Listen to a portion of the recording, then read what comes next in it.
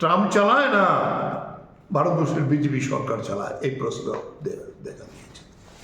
এই প্রশ্নেই সংযুক্ত কিষাণ মোর্চা সিদ্ধান্ত নিয়েছে গোটা দেশে প্রতিটি গ্রামে এই যে চুক্তি হয়েছে অ্যানাউন্স হয়ে গেছে, অফিসিয়াল হয়তো সাইন ভারতবর্ষে করতে এখন বাধ্য হবে, যেভাবে মোদি ট্রাম্পের কাছে আটকে গেছে, যে কোনো শর্তে চুক্তি করবে তার নিজের রক্ষা করার জন্যে। এটা রক্ষা করার জন্য চুক্তি হলে আমরা সংযুক্ত কিষাণ মোর্চার পক্ষ থেকে এই প্রতিবাদ আমরা করছি। এই সমস্ত ধরনের চুক্তি যেগুলো আমাদের কৃষকের জীবন সম্পত্তি তার অধিকার নিয়ে প্রশ্ন আসছে, আমরা এটা কোনোটাই মানব না। প্রয়োজন বোধে 2020 সালে যেভাবে গোটা দেশের সমস্ত কৃষককে নিয়ে দিল্লি অবরোধ করে রাখা হয়েছিল, সেই আন্দোলনে আমাদের যেতে বাধ্য করাবো, আমরা যাব। কিন্তু এই সময়তে সংযুক্ত কিষাণ মোর্চার সিদ্ধান্ত নিয়েছে দেশের প্রতিটি গ্রামে এই প্রতিবাদ সংগঠিত হবে। সমস্ত কৃষকদের কাছে আমাদের এই বক্তব্য নিয়ে যাব, মার্কিন ভারত চুক্তি কৃষি সংক্রান্ত বিষয়ে কৃষি পণ্য নিয়ে আমরা তা বিরোধিতা করছি, আমরা তার প্রতিবাদ করছি। এবং এখানে দেখা গেল কৃষি পণ্যের মধ্যে এখন কিছু কিছু এই চুক্তিতে কালকে রাত্রেবেলা যেটা আসলো, এটাও আমি আপনাদের কাছে পাঠিয়ে দেব আমার ভারত মার্কিন চুক্তিতে। এতে দেখা গেছে আপেল, যেটা নিয়ে আমরা এমনিতেই একটু চিন্তিত, আমাদের কাশ্মীর হিমাচল এগুলো আপেল এখন আমেরিকার আমের যদি ভারতবর্ষে ঢোকে। সোয়াবিন, মহারাষ্ট্রে কর্ণাটকে সোয়াবিন আমাদের একটা বিরাট ক্ষেত্র। এইটা কটন, পাঞ্জাব সহ এই যে মহারাষ্ট্র এবং এই সমস্ত জায়গাতে কটনের যে অবস্থা, কটনও সেখানে আসবে। তাহলে আমাদের পুরো কৃষিক্ষেত্রকে আমেরিকার হাতে তুলে দেওয়া হয়েছে। তো এর বিরোধিতা আমরা করছি এবং আমরা প্রাথমিক প্রতিবাদ হিসেবে আমরা আজকেই আমাদের সংযুক্ত কিষাণ মোর্চার যে ত্রিপুরা রাজ্য কমিটি আমরা বসেছিলাম, বসে সিদ্ধান্ত করেছি আমরা যে আগামী 12 তারিখে 4টি কেন্দ্রীয় ট্রেড ইউনিয়নগুলো যে শ্রম কোড সহ কৃষকদের বিভিন্ন দাবি নিয়ে যে সমর্থন জানিয়েছে, আমরাও সংযুক্ত কিষাণ মোর্চায় নিঃশর্তভাবে সমর্থন জানিয়েছে।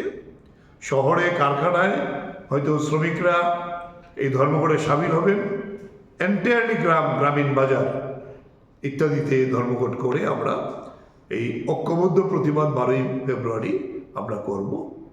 এবং তার পাশাপাশি এই বাণিজ্য চুক্তি নিয়ে আমেরিকার সঙ্গে আমরা আগামী 11 তারিখে আগরতলায় এবং বিভিন্ন মহকুমা সদরগুলিতে আমরা মিছিল করে মোদি এবং ট্রাম্পের কুশপুত্তলিকা দাহ করব।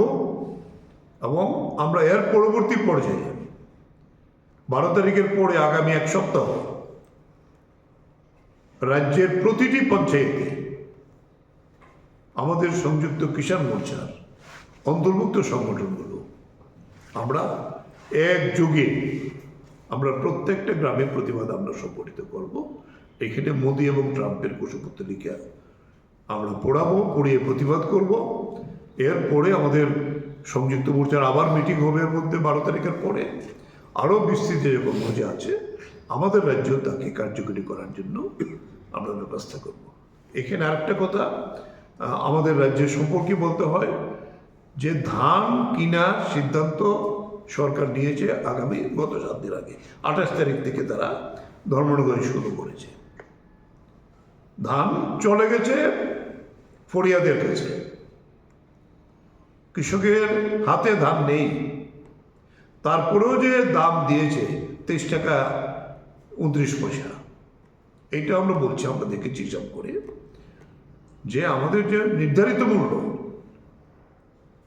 C2 প্লাস 50% উৎপাদন খরচের অর্ধেক প্লাস আমার শ্রম, আমার জমির আনুপাতিক মূল্য দিয়ে প্রায় 80 টাকা কুইন্টালে আমরা কম পাচ্ছি ত্রিপুরায়। এবং এটা কেমন কথা হলো? 3 মাস পরে কেন ধান কিনবে? ধান ওঠার 1 মাস পরে না কেন, সঙ্গে সঙ্গে হওয়া উচিত। এবং এখন রাজ্যের মধ্যে সামনে বড় সিজন আসছে, সবজি চলছে, কোনো বিএলডব্লিউ স্টোরে ইউরিয়া সার, সুপার ফসফেট, পটাশ এগুলি পর্যাপ্ত পরিমাণে নেই, পাওয়া যায় না। সাধারণ কৃষকরা যারা প্রকৃত কৃষি কাজ করেন তারা পান না। সেচের মেশিনগুলো বড় সিজন ইতিমধ্যে শুরু হয়ে গেছে।